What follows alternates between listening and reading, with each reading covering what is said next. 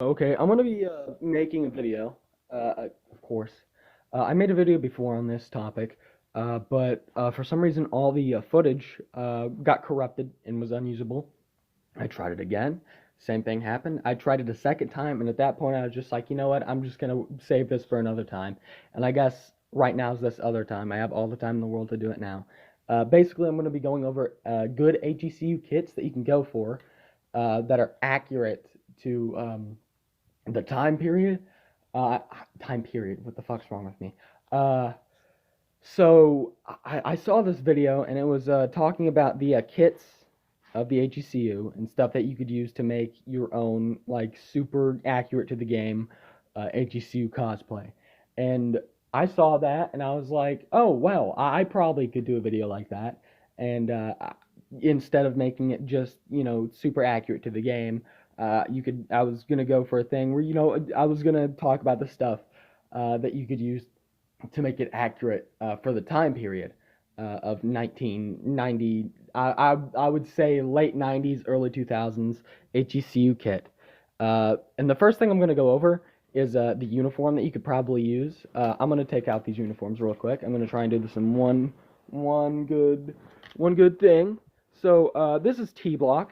It's the camouflage pattern used by the Marines in Operation Urban Warrior, which was a test operation to see how the Marine Corps would do in an urban, environment because, they were testing to see, oh, are our troops ready for urban combat? Because a lot of the battles and stuff that they had gone through previously had moved away from jungle woodland combat and come more back towards urban sort of centers and stuff. With Panama and Grenada, which did have jungles and stuff, of course, but they were more, the battles happened more in the urban centers. Uh, and also, with the riots and that sort of thing. So they brought it back a little bit. They were like, "Oh, hey, yeah, let's make an urban combat uniform for our troops, our Marines, and let's just test it out." And they found out that it was pretty effective. So they decided, "Oh yeah, it's effective, but we don't like it, so let's just scrap it." And whenever they did that, they decided to make this pattern super expensive and hard to find. Even these reproductions, which yeah, this is a reproduction. I'm sorry to say, yeah, it's a reproduction uniform. Even the repros are hard to find, and if you do find them, they are expensive because this camouflage pattern is super expensive to produce because the U.S. government put a lot of stuff on it, and they were like, oh yeah, let's just tax the shit out of anybody that decides to use this.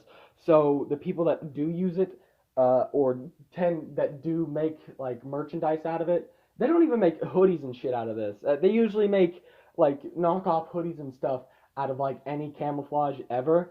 But like you barely find any in T Block, and if they are, then they're probably homemade.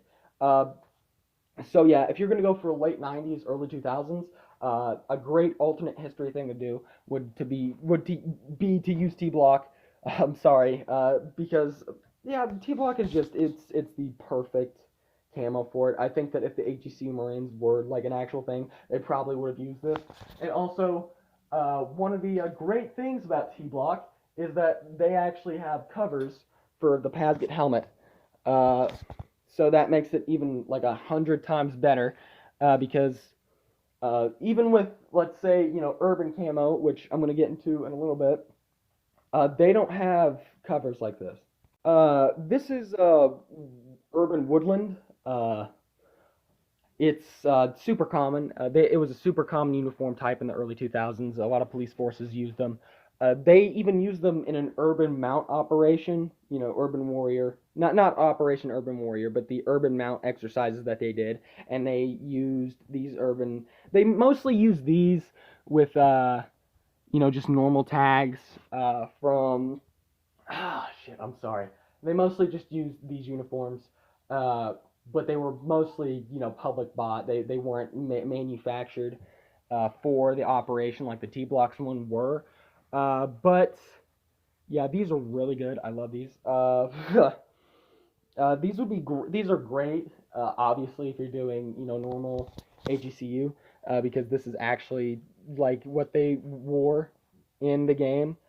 So you could go ahead and use these, but if you're gonna go and try to make like a classic HECU Marine loadout with the Pasget helmet, you would have to go with the normal woodland cover because they did not make urban woodland covers for the Pasget helmet. Also, if you're, I should go ahead and mention this.